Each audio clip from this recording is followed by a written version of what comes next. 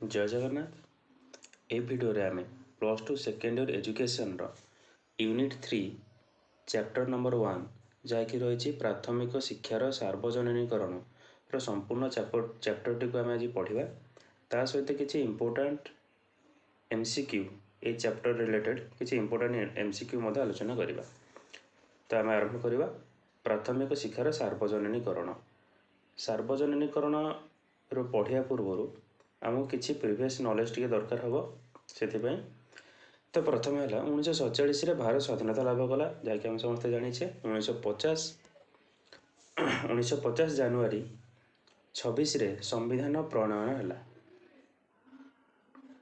धारा 45 उल्लेख करा जे 10 वर्ष मध्य अर्थात 1960 सुधा 10 वर्ष भितर मान 1960 मसीहा सुधा जाति धर्म वर्ण निर्विशेष 6 ରୁ 14 वर्षर सबू बालक बालिका मानक अवैतनिक बाध्यतामूलक शिक्षा दिज्व। अवैतनिक माने किसी पैसा देवाक पड़ोनी, बाध्यतामूलक माने समस्ते पाठ पढ़ाई बाध्य। तो ये 6 ରୁ 14 वर्षर बालक बालिका मानक यही धारा 45 यह उल्लेख करागला। मात्र ता निर्दिष्ट समय मध्य संभव है ना कि ये जो जिनसा रखा जाता जे 1960 मसीहा सुधा समस्त को अवैतनिक बाध्यतामूलक शिक्षा दिज्व। मात्र यह कम समय भितर संभव है ना कहीं से रिसेंटली भारत स्वाधीन होता देश बहुत अभाव अनाटन कटि लोकंर तापर से समय पार्टीशन होता। तो यह सब कारण 10 वर्ष मध्य संभव हो पारा ना। 1964 ରୁ 66 रे नियुक्ति हेले जातीय शिक्षा आयोग बा कोठारी आयोग। तो 1964 ରୁ 66 मसीह जातीय शिक्षा आयोग बा कोठारी आयोग कहुए नेशनल एजुकेशन कमिशन बसागला। तो ये जो नेशनल एजुकेशन कमिशन बा कोठारी आयोग कोठारी अध्यक्षतार बसी से कौन कला ये जो फेल्युअर ये जो 10 वर्ष मध्य संभव हो नाला तार अनग्रसरता अग्रसरता लिखाई अनग्रसरता हम तार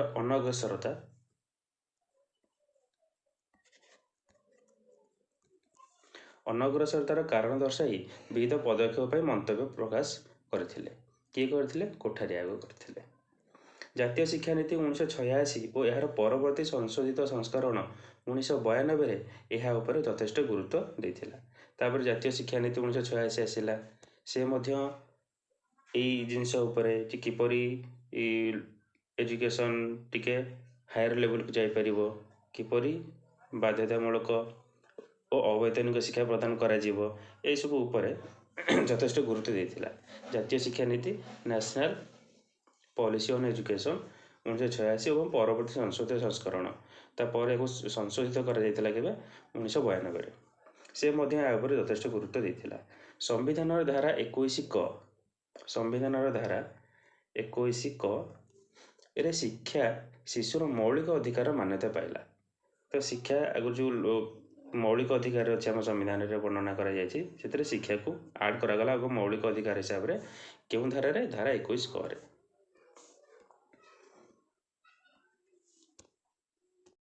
या पर आम देखा प्राथमिक शिक्षार सार्वजनीकरण कहले कौन बुझ। तो प्रथम गोटे 3 मार्किया क्वेश्चन आसे ये चैप्टर रू। तो प्राथमिक शिक्षार सार्वजनीकरण कहले कौन बुझ ताले प्राथमिक शिक्षार सार्वजनीकरण कहले निम्न 4टी अवस्था को बुझाए। 4टी अवस्था को लेकिन प्राथमिक शिक्षार सार्वजनीकरण आम बुझीपर। तो प्रथम हूँ सार्वजनीन प्रवेश सुविधा। प्रथम आसला सार्वजनीन प्रवेश सुविधा।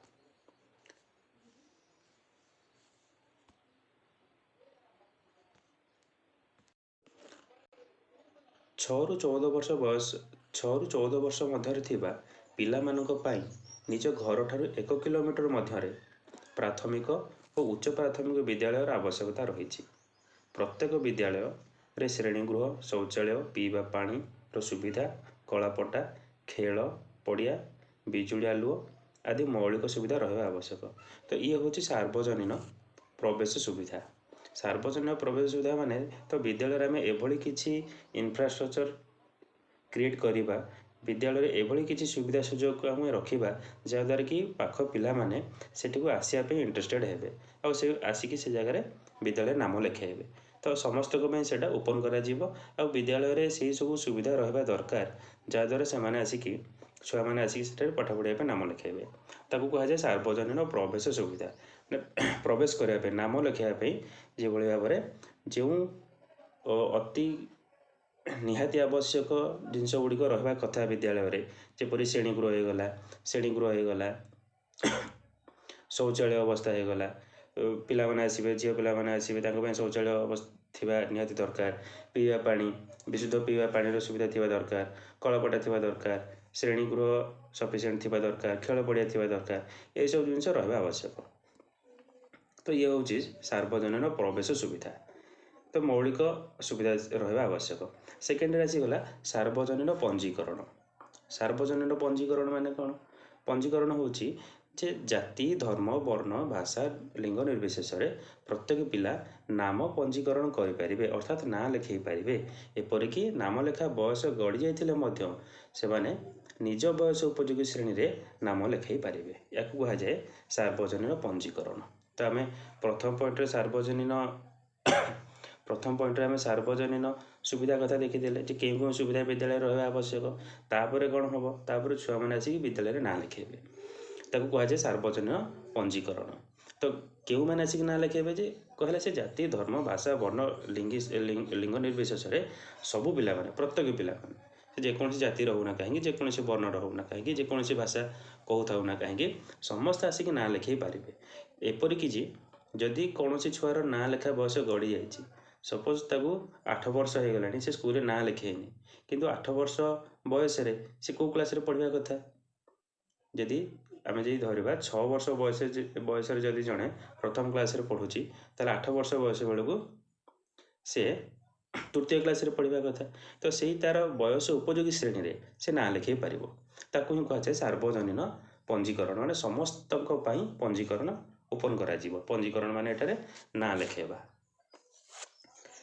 तापरे नेक्स्ट रही सार्वजनीन रक्षण बा धारणा तो सार्वजनीन रक्षण बा धारणा माने कौन विद्यालय सुजोग जोगाई देले पिला विद्यालय ना लिखाईदे चलो ना पिला माने किपरि प्राथमिक और उच्च प्राथमिक शिक्षा ठीक समय समाप्त करेंगे और अधार पाठ छाड़े ना से प्रति यत्नवान होगाक पड़ो तो सार्वजनीन रक्षण बा धारणा माने हूँ सार्वजनीन रक्षण बा धारणा रक्षण बा धारणा माने हूँ ये छुआटे खाली आम विद्यालय सब प्रकार सुविधा सुजोग जोगेदेवा पूरा क्लासरूम चकाचक करदे तापर आम पीवा पानी जोगेदेवा बिजुली आलोक लगेदेवा स्मार्ट क्लासरूम बनईदेवा आ सब पिला ना लिखेदेवा पिला को डाकी डाकी आनी ना लिखेदेवा तो से चलो ना तो कौन हवा दरकार पिला माने किपरि प्राथमिक उच्च प्राथमिक शिक्षा ठीक समय समाप्ति करेंगे प्राथमिक माने प्रथम पंचम उच्च प्राथमिक माने षष्ठ सप्तम अष्टम माने प्रथम अष्टम श्रेणी पर्यंत से माने केमती पाठ पढ़ा समाप्त करेंगे से प्रति आम यत्नवान होगाक पड़ो ताकू ही कहुए सार्वजनीन रक्षण बा धारणा माने आम कि व्यवस्था करवा छुआ मैंने क्लास को आसबे स्कूल रे ना लिखेबे स्कूल रे रहिबे एवं निजर संपूर्ण शिक्षा समाप्त करेंगे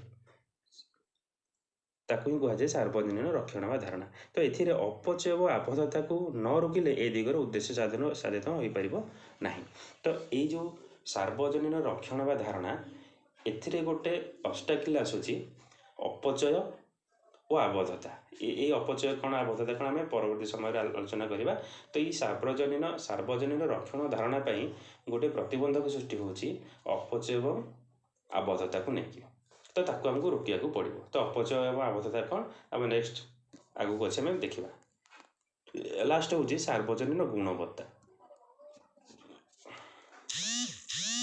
गुणात्मक शिक्षा सार्वजनीन गुणवत्ता सार्वजनिक सफलता कहुए ए जगह सार्वजनिक गुणवत्ता जगह सार्वजनिक सफलता कहुए जदि ये सब जिन आम स्कूल रे सब प्रकार फैसिलिटी जोगेदेवा स्कूल रे पिला आनिक नाम भी लिखेदेवा तापर से माने प्रथम रु अष्टम पर्यंत स्कूल को आसबे निजर पाठपढ़ा समाप्ति करेंगे लास्ट हो पार से सफलता मिल ଯାହାକୁ ସାର୍ବଜନୀନ ଗୁଣବତ୍ତା ଏବଂ ସାର୍ବଜନୀନ ସଫଳତା ମଧ୍ୟ କୁହାଯାଏ। ତ ଏଇ ସଫଳତା କେତେବେଳେ ହେବ?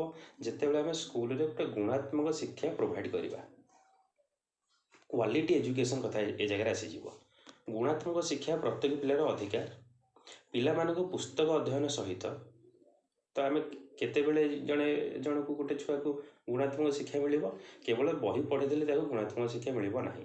ତା ସହିତ କମ୍ପ୍ୟୁଟର ଶିକ୍ଷା ହେଉ, ଯୋଗ ହେଉ, ଖେଳକୁଦ ଇତ୍ୟାଦିର ସୁବିଧା ମିଳିବା ଆବଶ୍ୟକ। ସ୍କୁଲରେ ନାନା ପ୍ରକାର କରାଯାଉଛି ଆକ୍ଟିଭିଟି, କଲଚରାଲ୍ ଆକ୍ଟିଭିଟି କରାଯାଉଛି, ଆନୁଆଲ୍ ସ୍ପୋର୍ଟସ୍ କରାଯାଉଛି, ଆନୁଆଲ୍ ଫଙ୍କସନ୍ କରାଯାଉଛି, ଆଉ ବହୁତ ଗୁଡ଼ାଏ ଡିବେଟ୍, କୁଇଜ୍, କମ୍ପିଟିସନ୍ ମାନେ କରାଯାଉଛି। ଏ ସବୁ ଜିନିଷ ହେଇପାରିଲେ ସାର୍ବଜନୀନ ଗୁଣବତ୍ତା ବା ସାର୍ବଜନୀନ ସଫଳତା ହାସଲ ହେଇପାରିବ। ତ ଆକୁ ହିଁ କୁହାଯାଏ ଗୁଣାତ୍ମକ ଶିକ୍ଷାର ପ୍ରତ୍ୟେକ ପିଲାର ଅଧିକାର। ପିଲାମାନଙ୍କୁ ପୁସ୍ତକ ଅଧ୍ୟୟନ ସହିତ କମ୍ପ୍ୟୁଟର ଶିକ୍ଷା, ଯୋଗ, ଖେଳକୁଦ ଇତ୍ୟାଦିର ସୁବିଧା ମିଳିବା ଆବଶ୍ୟକ। ତ ଏଇ ଚାରୋଟି ଅବସ୍ଥା କ'ଣ ଆମେ ପଢ଼ିଲେ? ସାର୍ବଜନୀନ ପ୍ରବେଶ, ସାର୍ବଜନୀନ ପଞ୍ଜୀକରଣ, ସାର୍ବଜନୀନ ରକ୍ଷଣ ବା ଧାରଣ, ସାର୍ବଜନୀନ ଗୁଣବତ୍ତା। ତ ଏଇ ଚାରୋଟି ଅବସ୍ଥାକୁ ନେଇକି ହିଁ ସୃଷ୍ଟି ହେଉଛି କ'ଣ? ପ୍ରାଥମିକ ଶିକ୍ଷାର ସାର୍ବଜନୀକରଣ। ଯଦି ଏଇ ଚାରୋଟି ଅବସ୍ଥା ହେଇପାରିବ ତାହେଲେ ଆମେ କହିପାରିବା ଯେ ପ୍ରାଥମିକ ଶିକ୍ଷାର ସାର୍ବଜନୀକରଣ ସଫଳ ହେଇଛି। ଠିକ୍ ହେଲା, ବୁଝିପାରିଲ? ଏବେ ନେକ୍ସଟ ଆମେ ଅପଚୟ ଏବଂ ଆବଦ୍ଧତା। ତ ସେ ଗୋଟେ ଜାଗାରେ ଆମେ ଦେଖିଲେ ସାର୍ବଜନୀନ ରକ୍ଷଣ ବା ଧାରଣାରେ ଆମେ ଦେଖିଲେ ଯେ ଅପଚୟ ଏବଂ ଆବଦ୍ଧତାକୁ ରୋକିବାକୁ ପଡ଼ିବ। ଅପଚୟ ଆବଦ୍ଧତାକୁ ଆମକୁ ରୋକିବାକୁ ପଡ଼ିବ। ତାହେଲେ ସେ ଅପଚୟ ଏବଂ ଆବଦ୍ଧତା କ'ଣ, ସେଇ ବିଷୟରେ ଟିକେ ପଢ଼ିବା। 1929 ମସିହାରେ ହାର୍ଟଗ କମିଟି ଗୋଟେ କମିଟି ବସିଥିଲା। ତାକୁ ହାର୍ଟଗ କମିଟି କୁହାଯାଏ। ହାର୍ଟଗଙ୍କ ଅଧ୍ୟକ୍ଷତାରେ ତାଙ୍କ ରିପୋର୍ଟରେ ସେ ପ୍ରଥମେ ପ୍ରାଥମିକ ଶିକ୍ଷା ସ୍ତରରେ ଅପଚୟ ଏବଂ ଆବଦ୍ଧତା ଏ ଦୁଇଟି ପ୍ରତିବନ୍ଧକ ସୃଷ୍ଟି କରୁଛି ବୋଲି ମତ ପ୍ରକାଶ କରିଲେ। ଯେତେବେଳେ ପ୍ରଥମ 10 ବର୍ଷରେ 1950ରୁ ନେକ୍ସଟ 10 ଇୟର ଭିତରେ ଯେଉଁ ଲକ୍ଷ୍ୟ ରଖାଗଲା ଧାରା 45ରେ ଯେ 6ରୁ 14 ବର୍ଷର ଶିଶୁମାନଙ୍କୁ, ବାଳକ ବାଳିକାମାନଙ୍କୁ ମାଗଣା ବାଧ୍ୟତାମୂଳକ ଶିକ୍ଷା ପ୍ରଦାନ କରାଯିବ, ତ ସେଇଟା ସଫଳ ହେଇପାରିଲାନି। ତ ତାକୁ ଅନୁଧ୍ୟାନ କରିବା ପାଇଁ ସେ କାହିଁକି ସଫଳ ହେଇପାରିଲା ନାହିଁ, କାହିଁକି ସେଇ 10 ବର୍ଷ ଭିତରେ ସେଇ ଲେବୁଲରେ ଆମେ ପହଞ୍ଚି ପାରିଲେ ନାହିଁ, ତ ତାର ଅନୁଧ୍ୟାନ କରିବା ପାଇଁ ହାର୍ଟଗ କମିଟି ବସିଥିଲା। ତ ସେ ଯେତେବେଳେ ଏସବୁ ଜିନିଷ ଅନୁଧ୍ୟାନ କଲା, କିଛି ରିସର୍ଚ୍ଚ କଲା, ସେ କମିଟି ସେ ଖୋଜିକି ପାଇଲା ଯେ ପ୍ରାଥମିକ ଶିକ୍ଷା ସ୍ତରରେ ଯେଉଁ ଅପଚୟ ଏବଂ ଆବଦ୍ଧତା ରହୁଛି ଏ ଦୁଇଟା ପ୍ରତିବନ୍ଧକ ସୃଷ୍ଟି କରୁଛି, ଯାହାଦ୍ୱାରା କି ପ୍ରାଥମିକ ଶିକ୍ଷା ସଫଳ ରୂପାୟନ ହେଇପାରୁନାହିଁ। ତାହେଲେ ଏଇ ଅପଚୟ କ'ଣ ଆଉ ଆବଦ୍ଧତା କ'ଣ ପ୍ରଶ୍ନ ଆସିବ? ତାହେଲେ ଅପଚୟ ମାନେ ହେଉଛି କ'ଣ? ଅପଚୟ ବା ୱେଷ୍ଟେଜ। ଜଣେ ଶିଶୁ ପ୍ରାଥମିକ ଶିକ୍ଷାର ଚକ୍ର, ଯାହାକୁ କୁହାଯାଏ ପ୍ରଥମରୁ ଅଷ୍ଟମ ପ୍ରାଥମିକ ଶିକ୍ଷା, ଉଚ୍ଚ ପ୍ରାଥମିକ ଶିକ୍ଷା ସହିତ ମିଶିକି ରହୁଛି। ଜଣେ ଶିଶୁ ପ୍ରାଥମିକ ଶିକ୍ଷା ଚକ୍ର ସମ୍ପୂର୍ଣ୍ଣ କରିବା ପୂର୍ବରୁ କୌଣସି କାରଣରୁ ବିଦ୍ୟାଳୟ ପରିତ୍ୟାଗ କରିବାକୁ ଅପଚୟ କୁହାଯାଏ। ଏହାଦ୍ୱାରା ସରକାରଙ୍କର ସମୟ ଓ ଅର୍ଥ ନଷ୍ଟ ହୁଏ। ତାହେଲେ ଅପଚୟ ମାନେ ହେଉଛି କ'ଣ? ଅପଚୟ ମାନେ ହେଉଛି ଯଦି ଗୋଟେ ସିମ୍ପଲ ୱେରେ ଯଦି ଆମେ ମନେ ରଖିବା, ଯଦି ଗୋଟେ ଛୁଆ ପାଠ ପଢ଼ିବା ଅଧାରୁ ଛାଡ଼ି ଦେଉଛି, ଯେକୌଣସି କ୍ଲାସରେ ହଉ, ପ୍ରଥମ, ଦ୍ୱିତୀୟ, ତୃତୀୟ, ମାନେ ପ୍ରାଥମିକ ଶିକ୍ଷା ସମାପ୍ତ କରିବା ପୂର୍ବରୁ ପ୍ରଥମରୁ ଅଷ୍ଟମ ଶ୍ରେଣୀ ଭିତରେ ଯଦି କେତେବେଳେ ବି ସେ ନିଜର ପାଠପଢ଼ା ଛାଡ଼ିକି ଦେଉଛି, ଯେକୌଣସି କାରଣରୁ ହେଇପାରେ ତାକୁ ଘରେ ପଢ଼ିବା ପାଇଁ ଦେଉନଥିବେ, ହେଇପାରେ ସ୍କୁଲ ତା ପାଇଁ ଦୂର ହେଉଥିବ, ଯେକୌଣସି କାରଣ ମେ ବି ହେଇପାରେ। ତ ଯେକୌଣସି କାରଣରୁ ଯଦି ସେ ପାଠପଢ଼ା ଛାଡ଼ୁଛି ତାକୁ ହିଁ କୁହାଯାଏ ଅପଚୟ, ମାନେ ୱେଷ୍ଟେଜ। ଏଠି କ'ଣ ହେଲା? ଏଠି ସରକାର ତା ପାଇଁ ଯେତେ ସବୁ ସୁବିଧା ସୁଯୋଗ କରିଦେଇଥିଲେ, ସ୍କୁଲ କରିଦେଇଥିଲେ, ପିଇବା ପାଣି ସୁବିଧା କରିଦେଇଥିଲେ, ବିଜୁଳି ଆଲୋକର ସୁବିଧା କରିଦେଇଥିଲେ, ଖେଳ ପଡ଼ିଆ ଯେତେ ସବୁ ସୁବିଧା ସୁଯୋଗ ତା ପାଇଁ ଫ୍ରିରେ ଟେକ୍ସଟ ବୁକ୍ ବହି ଦିଆଯାଉଥିଲା, ଯେତେ ସବୁ ସୁବିଧା ସୁଯୋଗ ସରକାରଙ୍କ ତରଫରୁ ମିଳୁଥିଲା, ତ ସେସବୁ ସରକାରଙ୍କର ନଷ୍ଟ ହେଲା। ତାକୁ ହିଁ କୁହାଗଲା ଅପଚୟ। ଏହାଦ୍ୱାରା ସରକାରଙ୍କ ସମୟ ଓ ଅର୍ଥ ନଷ୍ଟ ହୁଏ। ତା ପ୍ରତି ଯେତେ ସବୁ ସମୟ ନଷ୍ଟ କରାଯାଉଥିଲା, ସମୟ ତା ପାଇଁ ଦିଆଯାଉଥିଲା, ଶିକ୍ଷକ ତାକୁ ପଢ଼ାଉଥିଲେ, ସେ ତ ଅଧାରୁ ପାଠ ଛାଡ଼ିକି ପଳେଇଲା, ତ ସେସବୁ ଜିନିଷ ସବୁ ନଷ୍ଟ ହେଲା। ତ ସେସବୁକୁ ଅପଚୟ କୁହାଯିବ। ତାହେଲେ ସିମ୍ପଲ ୱେରେ ଯଦି ଗୋଟେ ଛୁଆ ଅଧାରୁ କ୍ଲାସ୍ ପାଠପଢ଼ା ଛାଡ଼ୁଛି, ଗୋଟେ ଛୁଆ ପାଠପଢ଼ା ଛାଡ଼ିକି ସେମାନେ ବାହାରକୁ ଚାଲି ଯାଆନ୍ତି ବାପା ମାଆଙ୍କ ସହିତ କାମ କରିବା ପାଇଁ, ତାକୁ ହିଁ କୁହାଯାଏ ଅପଚୟ। ନେକ୍ସଟ ହେଉଛି କ'ଣ? ଆବଦ୍ଧତା ବା ଷ୍ଟାଗ୍ନେସନ୍। ଆବଦ୍ଧତା ବା ଷ୍ଟାଗ୍ନେସନ୍ ମାନେ ହେଉଛି ଜଣେ ଶିଶୁ ପରୀକ୍ଷାରେ ଅକୃତକାର୍ଯ୍ୟ ହୋଇ ଗୋଟିଏ ଶ୍ରେଣୀରେ ବାରମ୍ବାର 1 ବର୍ଷରୁ ଅଧିକ ସମୟ ରହିବାକୁ ଆବଦ୍ଧତା କୁହାଯାଏ। ଆବଦ୍ଧତା ମାନେ ଷ୍ଟାଗ୍ନେସନ୍, ମାନେ ଗୋଟିଏ କ୍ଲାସ୍ରେ 1 ବର୍ଷରୁ ଅଧିକ ବର୍ଷ ରହିବା। ତ ଆଗରୁ ଥିଲା ଏଇଭଳିଆ, ଏବେ ତ ଫେଲ୍ ସିଷ୍ଟମ୍ ଆଉ ନାହିଁ, ପ୍ରଥମରୁ 10ମ ଶ୍ରେଣୀ ପର୍ଯ୍ୟନ୍ତ ସମସ୍ତେ ପାସ୍, ଅଲ୍ ପାସ୍। କିନ୍ତୁ ସେତେବେଳେ ଥିଲା ଯଦି କୌଣସି ଶିଶୁଟିଏ ପଢ଼ିପାରୁନଥିଲା ବା ପରୀକ୍ଷାରେ ଫେଲ୍ ହେଉଥିଲା, ସେ ପୁଣି ଥରେ ସେଇ କ୍ଲାସ୍ରେ ପଢ଼ୁଥିଲା। ପ୍ରଥମେ ଥିଲା, ପ୍ରଥମରୁ ଅଷ୍ଟମ ଭିତରେ ବି ଥିଲା ଯେ ଯଦି ଗୋଟେ ଶିଶୁ ପରୀକ୍ଷାରେ ଫେଲ୍ ହେଉଛି ତାହେଲେ ସେ କ'ଣ ହେଉଥିଲା, ସେଇ କ୍ଲାସ୍ରେ ରହୁଥିଲା। ତ ଗୋଟିଏ କ୍ଲାସ୍ରେ 1 ବର୍ଷରୁ ଅଧିକ ବର୍ଷ ରହିଲେ ତାକୁ କୁହାଯିବ ଆବଦ୍ଧତା। ତାହେଲେ ଅପଚୟ ମାନେ ହେଉଛି ପାଠପଢ଼ା ଅଧାରୁ ଛାଡ଼ିବା, ଆବଦ୍ଧତା ମାନେ ହେଉଛି ଗୋଟିଏ କ୍ଲାସ୍ରେ ଆବଦ୍ଧ ହୋଇକି ରହିବା। ଗୋଟିଏ କ୍ଲାସ୍ରେ ଫେଲ୍ ହେଲା, ସେଇ କ୍ଲାସ୍ରେ ଏକା ରହିବା, ତାକୁ କୁହାଯାଏ ଆବଦ୍ଧତା। ତାପରେ ନେକ୍ସଟ ଆମେ ଦେଖିବା ସାର୍ବଜନୀନ ପ୍ରାଥମିକ ଶିକ୍ଷାର ମୁଖ୍ୟ ପ୍ରତିବନ୍ଧକ। ସାର୍ବଜନୀନ ପ୍ରାଥମିକ ଶିକ୍ଷା, ସାର୍ବଜନୀନ ପ୍ରାଥମିକ ଶିକ୍ଷାର ମୁଖ୍ୟ ପ୍ରତିବନ୍ଧକ। ତାହେଲେ ଏଇ ଯେଉଁ ପ୍ରାଥମିକ ଶିକ୍ଷାର ସାର୍ବଜନୀନ ଆମେ କହୁଛେ, ସାର୍ବଜନୀକରଣ କରିବା ପାଇଁ କହୁଛେ, ତାର ପ୍ରତିବନ୍ଧକ ଗୁଡ଼ିକ କ'ଣ କ'ଣ ସେଇ ବିଷୟରେ ଆମେ ବି ପଢ଼ିବା। ତାହେଲେ 1964-66 ମସିହାରେ କୋଠାରୀ ଆୟୋଗ ଶିକ୍ଷା କ୍ଷେତ୍ରରେ ଥିବା ଅପଚୟ ଆବଦ୍ଧତା ବିଷୟରେ ଅନୁଧ୍ୟାନ କରି ନିମ୍ନଲିଖିତ କାରଣ ଗୁଡ଼ିକୁ ଦର୍ଶାଇଛନ୍ତି ଯେ କେଉଁ କାରଣ ପାଇଁ ପ୍ରାଥମିକ ଶିକ୍ଷାର ସାର୍ବଜନୀକରଣ ହୋଇପାରୁନାହିଁ, ତାର ପ୍ରତିବନ୍ଧକ ଗୁଡ଼ିକ କ'ଣ କ'ଣ ସବୁ। ତାହେଲେ ଏଥିରେ ଆସିଯିବ ଆର୍ଥିକ କାରଣ। ପ୍ରଥମ 1 ନମ୍ବର ପଏଣ୍ଟରେ ଆସିଯିବ ଆର୍ଥିକ କାରଣ। ଆର୍ଥିକ କାରଣ କ'ଣ ରହିଛି ଯେ ଅଧିକାଂଶ ପିତାମାତା ଅଭାବ ଅନାଟନ ଭିତରେ ଜୀବିକା ନିର୍ବାହ କରୁଥିବାରୁ ତାଙ୍କ ସହିତ ଅର୍ଥ ଉପାର୍ଜନ ପାଇଁ ଶିକ୍ଷା ଶେଷ ହେବା ପୂର୍ବରୁ ପିଲାମାନଙ୍କୁ ନେଇଯାଆନ୍ତି। ସାଧାରଣତଃ ଝିଅମାନେ ଘର କାମରେ ଅଧିକ ସାହାଯ୍ୟ କରୁଥିବାରୁ ସେମାନଙ୍କ ପାଠପଢ଼ା ଅଧାରୁ ବନ୍ଦ ହୋଇଯାଏ। ତାହେଲେ ଗୋଟେ ଆସିଲା ପ୍ରଥମ କାରଣ ହେଉଛି ଆର୍ଥିକ କାରଣ। ଆର୍ଥିକ କାରଣ ଗୋଟେ ପ୍ରତିବନ୍ଧକ ସୃଷ୍ଟି କରୁଛି। କିପରି?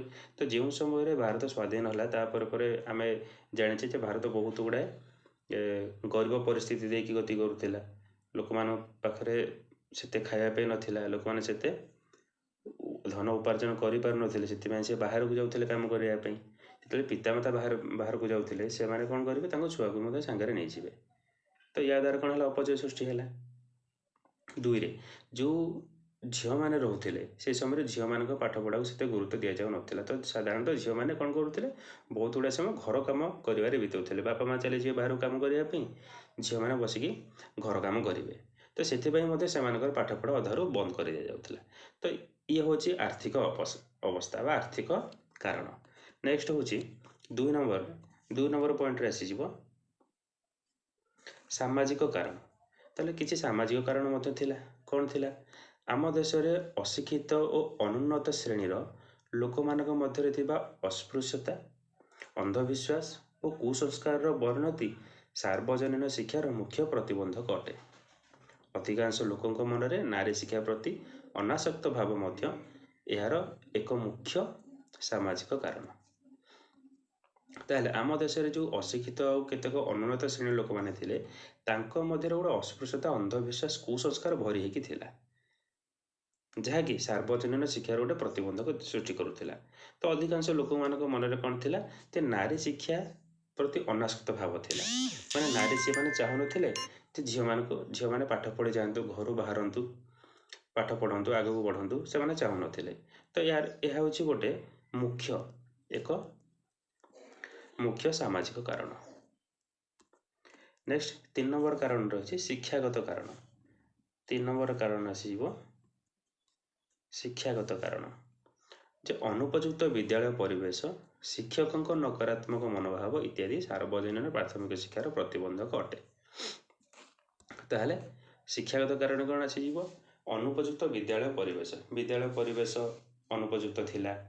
ଶିକ୍ଷକ ନକାରାତ୍ମକ ମନୋଭାବ ଦେଖାଉଥିଲେ, ମାନେ ଶିକ୍ଷକ ପାଠ ପଢ଼ାକୁ ନେଇକି, ପିଲାମାନଙ୍କ ଭବିଷ୍ୟତକୁ ନେଇକି ସେତେ ସିରିୟସ୍ ନଥିଲେ, ନକାରାତ୍ମକ ଚିନ୍ତାଧାରା ତାଙ୍କର ଥିଲା। ତ ଶିକ୍ଷିତ ହେଲେ ମଧ୍ୟ ତାଙ୍କର ଶିକ୍ଷାଦାନ ପ୍ରତି ସେତିକି ଆନ୍ତରିକ ମନୋଭାବ ନଥିଲା। ତ ଏହିସବୁ କାରଣ ହେଉଛି ସାର୍ବଜନୀନ ପ୍ରାଥମିକ ଶିକ୍ଷାର ପ୍ରତିବନ୍ଧକ। ତାହେଲେ ସାର୍ବଜନୀନ ପ୍ରାଥମିକ ଶିକ୍ଷାର ପ୍ରତିବନ୍ଧକରେ ଆମେ କି କାରଣ ପଢ଼ିଲେ, ଯାହାକି ହାର୍ଟଗ କମିଟି ଦ୍ୱାରା ପ୍ରସ୍ତାବିତ ହୋଇଥିଲା। ଗୋଟେ ହେଉଛି ଆର୍ଥିକ କାରଣ, ସାମାଜିକ କାରଣ ଏବଂ ଶିକ୍ଷାଗତ କାରଣ। ତ तो ये भी 2 मार्क 3 मार्क क्वेश्चन भी आसीपे। नेक्स्ट देखा शिक्षा को सार्वजनीन कर उपाय।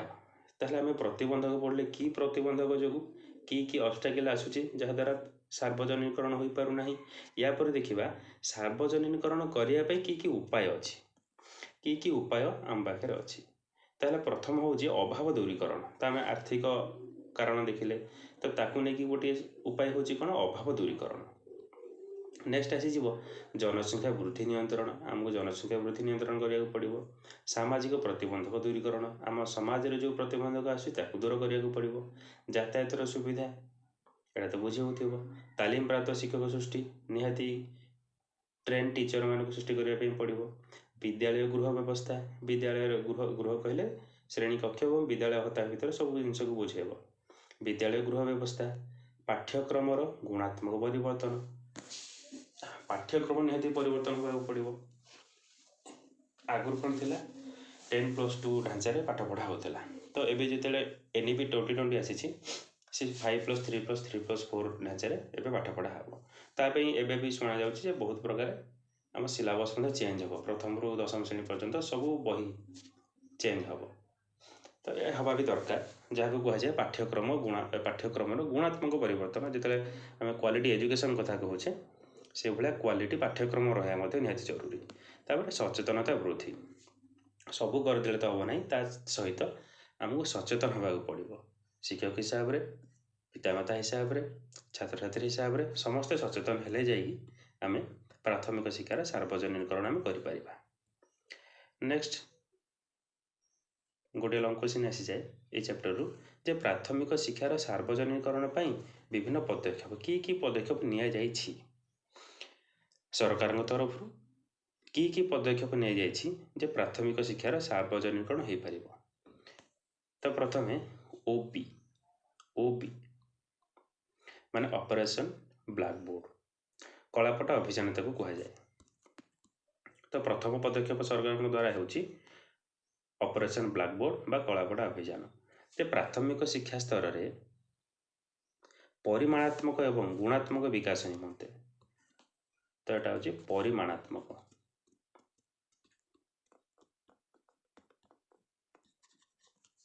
परिमाणात्मक एवं गुणात्मक परिमाण वृद्धि एवं तार गुण वृद्धि हे। प्राथमिक शिक्षा स्तर में परिमाणात्मक एवं गुणात्मक विकास निमंते 1986 मसीह जातीय शिक्षा नीति NEP नेशनल एजुकेशन पॉलिसी बा नेशनल पॉलिसी ऑन एजुकेशन से कह जाउथिला। 1986 मसीह जातीय शिक्षा नीति NEP एक कलापट अभियान आरंभ करथिला। मुख्यतः 6 ରୁ 14 वर्षर समस्त बालक बालिका किपरि विद्यालय नाम लिखाइबे एवं शिक्षा शेष पर्यंत विद्यालय छाड़ी न जीवे से यथेष्ट गुरुत्व आरोप करी यही अभियान आरंभ होता। ताहले कलापट अभियान किए आरंभ करथिला NEP 1986। तो ये NEP आरंभ करता NEP 1986 द्वारा आरंभ होता कलापट अभियान। तार मुख्य लक्ष्य कौन थिला जे 6 ରୁ 14 वर्षर समस्त बालक बालिका माने किपरि विद्यालय ना लिखाइबे एवं शिक्षा शेष पर्यंत विद्यालय छाड़ी न जीवे से गुरुत्व आरोप करा ऑपरेशन ब्लैक बोर्ड द्वारा। या द्वारा कौन होता ऑपरेशन ब्लैक बोर्ड माने केवल ब्लैक बोर्ड तैयारी हम स्कूल ये कलापट तैयारी करदे ना। तो विद्यालय कौन करागला श्रेणी गृह खेल पड़िया विभिन्न मानचित्र विभिन्न चार्ट विभिन्न खेलना कलापटा प्रभृति जोगाई देवार व्यवस्था यही योजनार अंतर्भुक्त थिला। तो यही योजन यही सब जिनस विद्यालय को जोगाई देवार अंतर्भुक्त करा कलापटा खेल पड़िया है मानचित्र है यह सब जिनस ये है ऑपरेशन ब्लैक बोर्ड बा कलापट अभियान। नेक्स्ट हूँ DPP कार्यक्रम आरंभ होता। DPP माने कौन डिस्ट्रिक्ट प्राइमरी एजुकेशन प्रोग्राम जिला प्राथमिक शिक्षा कार्यक्रम जिला प्राथमिक शिक्षा कार्यक्रम। यह आम राज्य में शिक्षार गुणात्मक विकास 1996-97 मसीह आरंभ होइछि। तो केवेठु आरंभ होइछि DPP कार्यक्रम 1996-97 मसीह आरंभ होइछि। यह प्रथम 5टी जिला आरंभ होता। केतोटी जिले 5टी जिले कि जिला से गजपति रायगड़ा कलाहांडी बलांगीर एवं ढेंकानाल। ଗଜପତି, ରାୟଗଡ଼ା, କଳାହାଣ୍ଡି, ବଲାଙ୍ଗୀର ଏବଂ ଢେଙ୍କାନାଳକୁ ପ୍ରକଳ୍ପ ଅନ୍ତର୍ଭୁକ୍ତ କରାଯାଇଥିଲା। ପ୍ରୋଜେକ୍ଟ ହିସାବରେ 5ଟି ଜିଲ୍ଲାରେ ଆରମ୍ଭ ହୋଇଥିଲା। ବିଶ୍ୱ ବ୍ୟାଙ୍କ ମଧ୍ୟ ପ୍ରତି ଜିଲ୍ଲା ପାଇଁ ବାର୍ଷିକ 40 କୋଟି ଟଙ୍କା ବ୍ୟୟ କରିଛି। ଏହି ପ୍ରତି ଜିଲ୍ଲା ପାଇଁ କିଭଳି DPP କାର୍ଯ୍ୟକ୍ରମ ହୋଇପାରିବ ସେଥିପାଇଁ ବିଶ୍ୱ ବ୍ୟାଙ୍କ ମଧ୍ୟ 40 କୋଟି ଟଙ୍କା ବାର୍ଷିକ ସେ ବ୍ୟୟ କରିଛି। 2001-2 ବେଳକୁ ଏହାର କାର୍ଯ୍ୟକାଳ ପୂରଣ ହୋଇଗଲା। କିନ୍ତୁ କାର୍ଯ୍ୟକାଳ ପୂରଣ ହେଲେ ମଧ୍ୟ ସେଥିରେ କିଛି ସକ୍ସେସ୍ ଦେଖାଗଲା, ଯାହାଦ୍ୱାରା କି ସମସ୍ତ ଜିଲ୍ଲାରେ ପୁରା ସମଗ୍ର ଓଡ଼ିଶାରେ ଏହାକୁ କାର୍ଯ୍ୟକାରୀ ହେଲା ଆଉ ଏବେ ମଧ୍ୟ ହେଉଛି। ତ ଏଥିରେ କି କାର୍ଯ୍ୟକ୍ରମ ସବୁ ନେଇଯାଇଥିଲା ଯେ ବିଦ୍ୟାଳୟ ନଥିବା ଜାଗାରେ ବିଦ୍ୟାଳୟ ତିଆରି ଓ ସମ୍ପ୍ରସାରଣ କରାଯିବ, ଯେଉଁ ଜାଗାରେ ନାହିଁ ସେଠି ତିଆରି କରାଯିବ, ଓ ଯେଉଁ ଜାଗାରେ ଅଛି କିନ୍ତୁ ସେତେ ଉନ୍ନତି ହୋଇପାରେ ନାହିଁ, ଭଙ୍ଗାଭଙ୍ଗି ଅବସ୍ଥାରେ ଅଛି, ତାକୁ ମଧ୍ୟ ସମ୍ପ୍ରସାରଣ କରାଯିବ। କଳାପଟ ଅଭିଯାନରେ ସମ୍ପୂର୍ଣ୍ଣ ହୋଇନଥିବା ବିଦ୍ୟାଳୟକୁ ସମ୍ପୂର୍ଣ୍ଣ କରାଯିବ। ଯେଉଁ ବିଦ୍ୟାଳୟ ଗୁଡ଼ିକ କଳାପଟ ଅଭିଯାନ ସମୟରେ ସମ୍ପୂର୍ଣ୍ଣ ହୋଇପାରିନଥିଲା ତାକୁ ମଧ୍ୟ ଏଥିରେ ସମ୍ପୂର୍ଣ୍ଣ କରାଯିବ। ଆଉ ଶିକ୍ଷକମାନଙ୍କ ସଶକ୍ତିକରଣ କରାଯିବ, ଟିଚରମାନଙ୍କ ସଶକ୍ତିକରଣ ଏମ୍ପାୱାର କରାଯିବ, ତାକୁ ବିଭିନ୍ନ ପ୍ରକାର ଟ୍ରେନିଂ ଦିଆଯିବ। ଝିଅମାନଙ୍କ ଶିକ୍ଷା ପାଇଁ ସ୍ୱତନ୍ତ୍ର କାର୍ଯ୍ୟକ୍ରମ କରାଯିବ, କିଭଳି ଝିଅମାନେ ସ୍କୁଲକୁ ଆସିବେ ପାଠ ପଢ଼ିବେ ସେଥିପାଇଁ ମଧ୍ୟ ସ୍ୱତନ୍ତ୍ର କାର୍ଯ୍ୟକ୍ରମ କରାଯିବ। ଏସବୁ ଜିନିଷ କେଉଁଥିରେ ନିଷ୍ପତ୍ତି ନିଆଯାଇଥିଲା, କେଉଁ କାର୍ଯ୍ୟକ୍ରମ ଦ୍ୱାରା? DPP କାର୍ଯ୍ୟକ୍ରମ ଦ୍ୱାରା। ନେକ୍ସଟ କାର୍ଯ୍ୟକ୍ରମ ଥିଲା diet, DIET, district institute of education and training, ଜିଲ୍ଲା ଶିକ୍ଷା ଏବଂ ତାଲିମ ସଂସ୍ଥା ବା ଜିଲ୍ଲା ଶିକ୍ଷା ଏବଂ ତାଲିମ ସଂସ୍ଥା ବା ତାକୁ ପ୍ରଶିକ୍ଷଣ ପ୍ରତିଷ୍ଠାନ ମଧ୍ୟ କହନ୍ତି, ଜିଲ୍ଲା ଶିକ୍ଷା ଏବଂ ପ୍ରଶିକ୍ଷଣ ପ୍ରତିଷ୍ଠାନ ମଧ୍ୟ କହନ୍ତି। ତ ଶିକ୍ଷାର ଗୁଣାତ୍ମକ ବିକାଶ ପାଇଁ ଶିକ୍ଷକମାନେ ତାଲିମ ପାଇବା ଉଚିତ। ଏହି ତାଲିମ ପାଇଁ କେତେକ ଟ୍ରେନିଂ ସ୍କୁଲ ସ୍ଥାପିତ ହୋଇଛି, ଯାହାକି ଡାଏଟ୍ ଦ୍ୱାରା ପରିଚାଳିତ ହେଉଛି। ଏହା ପ୍ରାଥମିକ ସ୍କୁଲର ଶିକ୍ଷକମାନଙ୍କୁ ପ୍ରି ସର୍ଭିସ୍ ଏବଂ ଇନ୍ ସର୍ଭିସ୍ ଟ୍ରେନିଂ ଦେଇଥାଏ। ତାହେଲେ ଯେଉଁ ଡାଏଟ୍ର କାମ ହେଉଛି କ'ଣ? ଡାଏଟ୍ର କାମ ହେଉଛି ଗୋଟେ ଟ୍ରେନ୍ ଟିଚର ସୃଷ୍ଟି କରିବା। ଏବେ ସବୁ ଯେଉଁମାନେ ସିଟି କରନ୍ତି, ଆମେ କହୁଛେ ସିଟି କରନ୍ତି, ଯେଉଁମାନେ ଡାଏଟ୍କୁ ଯାଆନ୍ତି, 2 ବର୍ଷର ଗୋଟେ ଡିପ୍ଲୋମା କୋର୍ସ ଅଛି, ସେ ଜାଗାରେ କ'ଣ କରାଯାଏ, +2 ପରେ ସେମାନେ ଏଣ୍ଟ୍ରାନ୍ସ ଦେଇକି ସେ 2 ବର୍ଷ ପାଇଁ ସେମାନେ ଡିପ୍ଲୋମା କରନ୍ତି, ଯାହାଦ୍ୱାରା କି ସେମାନେ ପ୍ରାଥମିକ ସ୍କୁଲରେ ଶିକ୍ଷକ ଭାବରେ ସେମାନେ ନିଯୁକ୍ତି ପାଆନ୍ତି। ତ ୟା ସହିତ ଯେଉଁମାନେ ଟିଚର ହେଇକି ଅଲରେଡ଼ି ଅଛନ୍ତି ସେମାନଙ୍କୁ ମଧ୍ୟ ଇନ୍ ସର୍ଭିସ୍ ଟ୍ରେନିଂ ମାନେ ସବୁ ଦିଆଯାଏ। ଟିଚର ହେଲା ପରେ ବି ବିଭିନ୍ନ ପ୍ରକାର ଟ୍ରେନିଂ ସରକାରଙ୍କ ଦ୍ୱାରା ତିଆରି କରାଯାଉଛି, ସେସବୁ ଟ୍ରେନିଂ କାର୍ଯ୍ୟକ୍ରମ ମଧ୍ୟ ଡାଏଟ୍ରେ ହେଉଛି। ତ ଶିକ୍ଷକମାନଙ୍କୁ ପ୍ରି ସର୍ଭିସ୍ ଏବଂ ଇନ୍ ସର୍ଭିସ୍, ଚାକିରି ହେବା ପୂର୍ବରୁ ଏବଂ ଚାକିରି ପରେ ଯେଉଁ ସବୁ ଟ୍ରେନିଂର ଆବଶ୍ୟକତା ରହିଛି ସେସବୁ ଟ୍ରେନିଂ ଏଇ ଡାଏଟ୍ ଦ୍ୱାରା ପୂରଣ କରାଯାଏ। ଏଥିପାଇଁ ସିଟି ସ୍କୁଲ ମାନେ ସବୁ ଅଛି ପ୍ରତି ଜିଲ୍ଲାରେ। ନେକ୍ସଟ କାର୍ଯ୍ୟକ୍ରମ ହେଉଛି EFA, ଏଜୁକେସନ୍ ଫର୍ ଅଲ୍, ସମସ୍ତଙ୍କ ପାଇଁ ଶିକ୍ଷା। ଏମାନେ ହେଉଛି ସମସ୍ତଙ୍କ ପାଇଁ ଶିକ୍ଷା। ଏ ଶିକ୍ଷା ହେଉଛି ସାର୍ବଜନୀନ, ମାନେ ଶିକ୍ଷାଟା ହେଉଛି ସମସ୍ତଙ୍କ ପାଇଁ। ଶିକ୍ଷା ସଂସ୍ଥା ଦ୍ୱାରା ଶିକ୍ଷାକୁ ସାର୍ବଜନୀନ କରାଯିବା ଦ୍ୱାରା ଦେଶର ସମସ୍ତ 6ରୁ 14 ବର୍ଷର ପିଲାମାନେ ମୁକ୍ତ ଏବଂ ବାଧ୍ୟତାମୂଳକ ଶିକ୍ଷା ମାଗଣାରେ ପାଇବେ। ଯଦି ଆମେ ଶିକ୍ଷାଟାକୁ ଆମେ ସମସ୍ତଙ୍କ ପାଇଁ ରଖୁଛେ, ଶିକ୍ଷାଟା ସମସ୍ତଙ୍କ ପାଇଁ ଆମେ ଫ୍ରି କରୁଛେ, ତାହେଲେ 6ରୁ 14 ବର୍ଷର ପିଲାମାନେ ସମସ୍ତେ ମୁକ୍ତ ଏବଂ ବାଧ୍ୟତାମୂଳକ ଶିକ୍ଷା ମାଗଣାରେ ପାଇବେ। ତ ଏଇ ଯେଉଁ ଜିନିଷଟି ରହିଲା, ଏଇଟା ଏଜୁକେସନ୍ ଫର୍ ଅଲ୍ କାର୍ଯ୍ୟକ୍ରମ ଦ୍ୱାରା କରାଯାଉଛି। ତ ନେକ୍ସଟ କାର୍ଯ୍ୟକ୍ରମ ହେଉଛି କ'ଣ? SSA, ସର୍ବଶିକ୍ଷା ଅଭିଯାନ। ସର୍ବଶିକ୍ଷା ଅଭିଯାନ, ତ ଏ ବିଷୟରେ ଆମେ 2002-3ରେ ସର୍ବଶିକ୍ଷା ଅଭିଯାନ ନାମକ ଏକ ଜାତୀୟ କାର୍ଯ୍ୟକ୍ରମ ଓଡ଼ିଶାରେ କାର୍ଯ୍ୟକାରୀ ହେଲା। ଆକ୍ଚୁଆଲି ଏଇଟା 2002-3 ନୁହଁ, 2001-2ରୁ 2001-2ରେ ଏଇଟା କାର୍ଯ୍ୟକାରୀ ଓଡ଼ିଶାରେ କାର୍ଯ୍ୟକାରୀ ହେଲା। ସର୍ବଶିକ୍ଷା ଅଭିଯାନ 2001-2ରୁ ସମଗ୍ର ଭାରତରେ କାର୍ଯ୍ୟକାରୀ ହେଲା ଏବଂ 2-3ରେ ଆମ ଓଡ଼ିଶାରେ କାର୍ଯ୍ୟକାରୀ ହେଲା। 2001-2ରେ ସମଗ୍ର ଭାରତରେ କାର୍ଯ୍ୟକାରୀ ହେଲା ଏବଂ 2-3ରେ ଆମ ଓଡ଼ିଶାରେ କାର୍ଯ୍ୟକାରୀ ହେଲା। DPEPର ଅଭିଜ୍ଞତାକୁ ଆଧାର କରି 6ରୁ 14 ବର୍ଷ ବୟସର ପିଲାମାନଙ୍କ ପାଇଁ ସମୟ ସଦୁପଯୋଗ ଗୁଣାତ୍ମକ ଶିକ୍ଷା ପ୍ରଦାନ କରିବା ଏହି କାର୍ଯ୍ୟକ୍ରମର ମୂଳ ଲକ୍ଷ୍ୟ।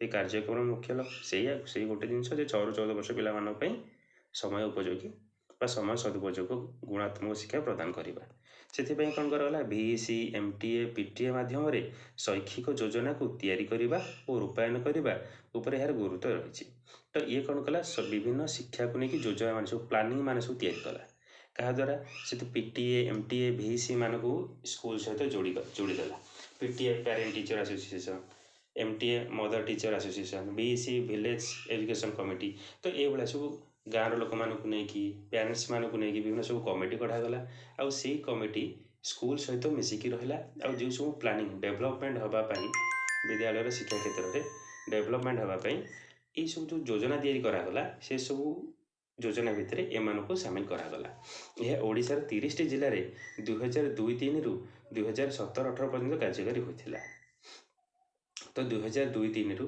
2017-18 पर्यंत यही योजनाटी कार्यकारी होता तो ये हमार संपूर्ण प्राथमिक शिक्षार सार्वजनिकरण तो क्यों कार्यक्रम जदि आम जदि विचार करवा ताहले क्यों कार्यक्रम गोटे आसीज आमर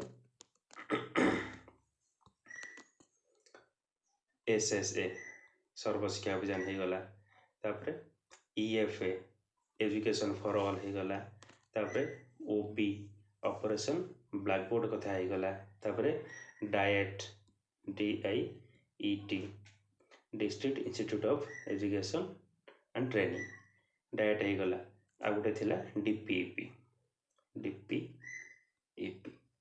तो यही सब कार्यक्रम सरकार द्वारा कर प्राथमिक शिक्षार सार्वजनिकरण 1 2 3 4 5 तो ये कंप्लीट वीडियो जहाँकि प्रथम चैप्टर को आम कंप्लीट कर सारी यापर आम यही आम आलोचना कले जी आम डिस्कसन कले ताकू नहीं कि MCQ आम ए से प्रश्न आलोचना करवा से प्रश्न गुड़ी तुम मैंने सब प्रश्न निजे क्वेश्चन पढ़ और तार केतेटा आंसर ठीक कर पारुछ कमेंट बॉक्स रे जणाइबो।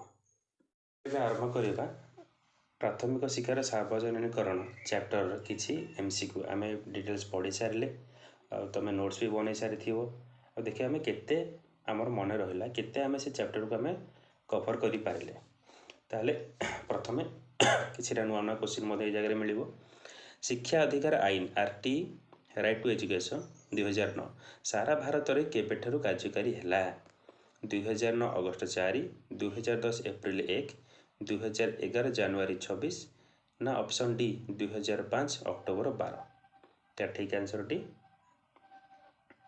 निजे ट्राए कर खातार लेख तापर मु कहबी तो शिक्षा अधिकार आईन RT 2009 सारा भारत में केबे ठारु लागू हैला तार ठीक आंसर हो ऑप्शन बी 2010 एप्रिल 1 ये जगह 2009 लिखाई बोली तुम 2009 अगस्त 4 करबनी आंसर तो यहाँ RT एक्ट 2009 तैयारी होता ये एक्टा तैयारी होता 2009 किंतु लागू है केबे 2010 एप्रिल 1 रे ठीक अच्छे ये परवर्ती क्वेश्चन को जीवा संविधान केउं संशोधन द्वारा शिक्षा को मौलिक अधिकार मान्यता मिलला आम पढ़ले शिक्षाटा को मौलिक अधिकार रखागला 21 धारा 21 क किंतु केउं संशोधन द्वारा 42तम ना 86तम ना 93तम ना 73तम तो यार ठीक आंसर हो ऑप्शन ए 42तम संशोधन 42तम संशोधन द्वारा शिक्षा को मौलिक अधिकार मान्यता मिलला ठीक अच्छे ये परवर्ती क्वेश्चन हार्टग कमिटी केउं दुईटी शिक्षागत समस्या पर गुरुत्व देइथिला पढ़ी सारी आम नाम लेखा व सफलता अपचय आबद्धता प्रशिक्षण पाठ्यक्रम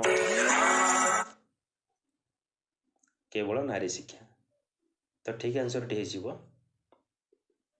ऑप्शन बी अपचय एवं आबद्धता ये हो ठीक आंसर परवर्ती क्वेश्चन RT 2009 अनुसार प्राथमिक स्तर में मैंने प्रथम पंचम शिक्षक और छात्र अनुपात केते हेबा उचित शिक्षक छात्र जो अनुपात रही केते जन छात्र केते शिक्षक रहे शिक्षक छात्र अनुपात केते हेबा उचित 1:40 1:30 1:25 1:50 तो यार ठीक आंसर गेस करो तो यार ठीक आंसर हो 1:30 माने 30 जन शिक्षार्थी रे जड़े शिक्षक नेक्स्ट सार्वजनीन प्राथमिक शिक्षार शेष सोपानटी कौन? सार्वजनीन प्राथमिक शिक्षार शेष सोपानटी कौन? सार्वजनीन सुविधा ना सार्वजनीन सफलता बा गुणवत्ता ना सार्वजनीन नाम लेखा ना सार्वजनीन धरी रखा। तो यार ठीक आंसर हो तो आप पढ़ी सार्वजनिक प्राथमिक सार्वजनिकरण चारोटी अवस्था उपरे निर्भर करे। कौन थिला सेटा? सार्वजनीन सुविधा, सार्वजनीन पंजीकरण ताकू नाम लेखा मध्य कहा जाए, तापर सार्वजनीन धारणा बा रक्षण ताकू धरी रखिया मध्य कहा जाए, लास्ट थिला सार्वजनीन गुणवत्ता बा सफलता। तो यार ठीक आंसर हो ऑप्शन बी। नेक्स्ट अष्टम श्रेणी पर्यंत कौन सी पिला को फेल करा नहीं, यह क्यों आईन अंश? ओडिशा शिक्षा आईन ना शिक्षा अधिकार आईन ना जातीय शिक्षा नीति 1986 ना कोठारी कमिशन। तो कहार क्यों आईनटा अंश? तो ठीक आंसर हो आरटी शिक्षा अधिकार आईन, जे कौन सी पिला को फेल करा नहीं। नेक्स्ट क्वेश्चन शिक्षा क्षेत्र में आबद्धतार अर्थ कौन? शिक्षा क्षेत्र में आबद्धतार अर्थ कौन? विद्यालय छाड़ी चली जावा ना एकाधिक वर्ष धरी गोटे श्रेणी रे रहिबा ना विद्यालय अनुपस्थित रहिबा ना नाम न लिखाइबा। आबद्धता आमे पूर्व डिस्कसन कर सारी। तो आबद्धता माने होची कौन? जे एकाधिक वर्ष धरी गोटे श्रेणी रे रहिबा, ये हूँ आबद्धता। अपचय कौन? अपचय मान हूँ अधारू पाठ छाड़िबा, विद्यालय छाड़ी चली जावा, ये हूँ अपचय, ये है अपचय। किंतु एकाधिक वर्ष धरी गोटे श्रेणी रहिबा होची आबद्धता। ठीक अच्छे। नेक्स्ट क्वेश्चन एसएसए बा सर्वशिक्षा अभियान रो मुख्य स्लोगान कौन थिला? तार गोटे स्लोगान थिला से समय जिते सर्वशिक्षा अभियान चले तो मैंने देखी स्कूल माने गोटे पेनसिल चित्र हो, गोटे साइड पुओटे गोटे साइड झीटे बस मझे गोटे सेंटेंस लिखाई। तो समस्ते पढ़ु ना शिक्षा ही शक्ति ना बेटी पढ़ाओ बेटी बचाओ बेटी पढ़ाओ ना प्रत्येक शिशु विद्यालय। तो स्लोगान टी कौन थिला? आम देखीचे ये स्लोगान टी होची समस्ते पढ़ंतु समस्ते बढ़ंतु। ऑप्शन ए हो राइट आंसर। नेक्स्ट आरटी आईन अनुसार उच्च प्राथमिक स्तर जहाँकि षष्ठ रु अष्टम वर्ष को सर्वनिम्न केते कार्य दिवस रहा आवश्यक?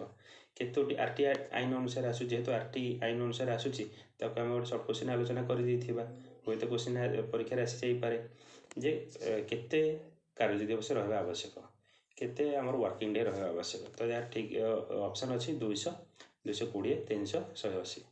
तो यार ठीक आंसर हो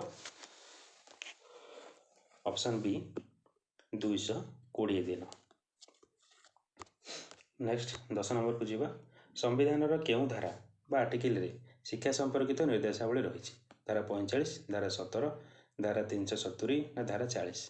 तार ठीक आंसर हो ऑप्शन ए धारा 45।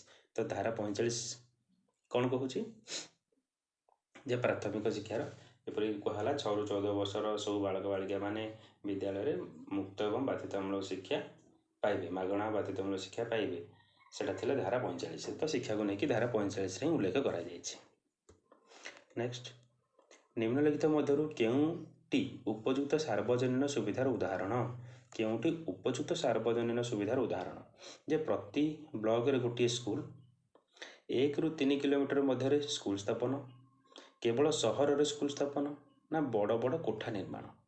तो यार ठीक आंसर हो ऑप्शन बी 1 रु 3 किलोमीटर मध्य स्कूल स्थापन। नेक्स्ट 12 नंबर क्वेश्चन आरटी आईन अनुसार जड़े शिक्षक सप्ताह को अति कम केते घंटा काम करने उचित? गोटे सप्ताह शिक्षक जड़े सप्ताह को केते घंटा काम कर? 30 घंटा, 45 घंटा, 40 घंटा ना 60 घंटा? तो यार ठीक आंसर हो ऑप्शन बी 45 घंटा। सप्ताह को 45 घंटा कार्य कर। नेक्स्ट 13 नंबर क्वेश्चन शिक्षा अधिकार आईन केउं धारा रे शारीरिक दंड और मानसिक निर्यातना को निषेध करा जायछि? धारा 12, धारा 17, धारा 21, धारा 28? तो यार ठीक आंसर हो ऑप्शन बी धारा 17। तो धारा 17 कौन अच्छी जे prohibition of physical punishment and mental harassment of any child in school, जे स्कूल रे ପିଲାମାନଙ୍କୁ କୌଣସି ପ୍ରକାର ଫିଜିକାଲ ପନିଶମେଣ୍ଟ କିମ୍ବା ମେଣ୍ଟାଲ ହାରାସମେଣ୍ଟ ଦିଆଯିବ ନାହିଁ। ଏ ହେଉଛି ଧାରା 17। ଶାରୀରିକ ଦଣ୍ଡ ଏବଂ ମାନସିକ ନିର୍ଯାତନା ନିଷେଧ କରାଯାଇଛି। ନେକ୍ସଟ, ତ ତମମାନେ ଏଠି କମେଣ୍ଟ ବକ୍ସରେ ମୋତେ କୁହ ଧାରା 12, 21, 28। ଧାରା 21 ଆମେ ପଢ଼ି ସାରିଛେ। ଧାରା 28 ଏବଂ ଧାରା 12 ରେ କ'ଣ ଉଲ୍ଲେଖ ଅଛି? ଧାରା 28 ଏବଂ ଧାରା 12ରେ କ'ଣ ଉଲ୍ଲେଖ ଅଛି? ନେକ୍ସଟ କ୍ୱେଶ୍ଚିନ୍ 14 ନମ୍ବର, କେଉଁ ମସିହାରେ ସାର୍ବଜନୀନ ପ୍ରାଥମିକ ଶିକ୍ଷା ପାଇଁ SS ଆରମ୍ଭ ହୋଇଥିଲା? ସର୍ବଶିକ୍ଷା ଅଭିଯାନ ଆରମ୍ଭ ହୋଇଥିଲା। କେବେଠାରୁ ଆରମ୍ଭ ହୋଇଥିଲା? 1995, 2002, 2010, 1986। କେବେଠୁ ଆରମ୍ଭ ହୋଇଥିଲା ସାର୍ବଜନୀନ ପ୍ରାଥମିକ ଶିକ୍ଷା ପାଇଁ SS? ତାର ଠିକ୍ ଆନ୍ସର ହେଇଯିବ 2000। ଅପସନ୍ରେ ଅଛି 2002। 2002-2003 ଆମ ଓଡ଼ିଶାରେ ଲାଗୁ ହେଲା, କିନ୍ତୁ 2001ରେ ସମଗ୍ର ଭାରତରେ ଲାଗୁ ହୋଇଥିଲା। ତ ଯେହେତୁ 2002 ଅଛି, ଏଠି ଠିକ୍ ଆନ୍ସର 2002 ହେବ। ମାଗଣା ବାଧ୍ୟତାମୂଳକ ଶିକ୍ଷାର ଅର୍ଥ କ'ଣ? କେବଳ ଗରିବମାନଙ୍କୁ ମାଗଣା ପଢ଼ାଇବା, କୌଣସି ଫି ନ ଦେଇ ପଢ଼ିବା ଏବଂ ସରକାରଙ୍କ ଦ୍ୱାରା ନାମଲେଖା ସୁନିଶ୍ଚିତ କରିବା, ନା ବେସରକାରୀ ସ୍କୁଲକୁ ସରକାରୀ କରିବା, ନା ଘର ପାଖକୁ ଶିକ୍ଷକ ଆସିବା? ତାର ଠିକ୍ ଆନ୍ସର ହେଇଯିବ ଅପସନ୍ ବି, କୌଣସି ଫି ନ ଦେଇ ବା ବିନା ଫିସ୍ରେ, ବିନା ବେତନରେ ଆମେ ପାଠ ପଢ଼ିବା ଏବଂ ସରକାରଙ୍କ ଦ୍ୱାରା ନାମଲେଖାକୁ ସୁନିଶ୍ଚିତ କରିବା। ତ ଇଏ ଥିଲା 15ଟି MCQ। ଆମେ ରିଭିଜନ୍ ଟାଇପ୍ର ମଧ୍ୟ କରିଦେଲେ। ଧନ୍ୟବାଦ।